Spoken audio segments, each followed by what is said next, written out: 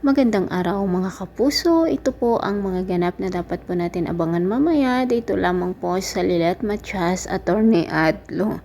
Naging emotional nga ang pag-uusap ni Ses at Lilet dahil nga nalaman na ni Lilet na si Meredith ang kanyang biological mother. Samantala, nakapagpasya naman si Ramir na mag-file ng annulment nila ni Patricia dahil sa ginawa nitong pagpapakulong sa kanya at patuloy na pagpapasakit dito sa kanyang anak na si Lilet. Samantala, buti na lang nandito ang dalawang kaibigan ni Lilet na si Bonnie at Kurt na laging umaalalay sa kanya sa tuwing siya ay nalulungkot. Doon nga sa apartment ni Kurt tumuloy si Lilet at talaga namang pong kahit nagaano kalungkot ang ating bida ay mayroong pa ring mga taong tumutulong sa kanya.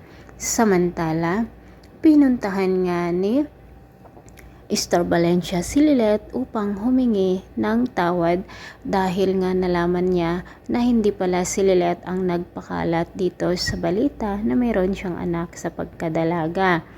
Kung kaya't nakapagpasya naman si Lilet na puntahan si Meredith upang humingi ng sorry dahil nga sa sinabi ni Ira na si Meredith ang nagpakalat tungkol sa issue na ito mga kapuso.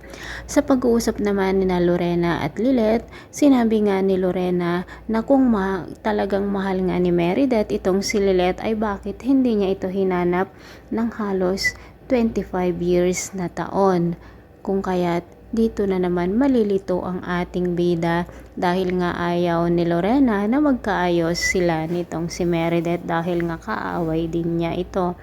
Samantala, pinuntahan nga ni Lilet si Meredith upang humingi ng sorry at dito nga sinabi ni Meredith na humihingi siya ng time para sa ganon ay iparamdam at ipakita sa kanya ang kanyang pagiging ina.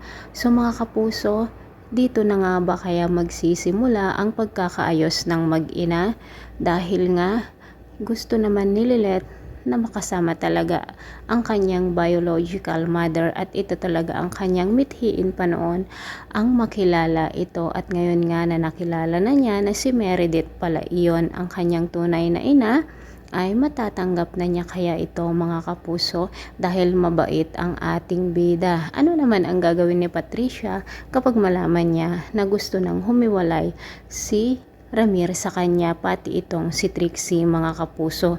Ito namang si Ira siguradong hindi siya titigil hanggat hindi mawawala si Lilet sa kanilang pamilya dahil nga hindi niya ito matanggap dahil na rin sa sobrang bitter ni Ira dito sa ating bida. Yan lamang po. Maraming salamat. Bye-bye.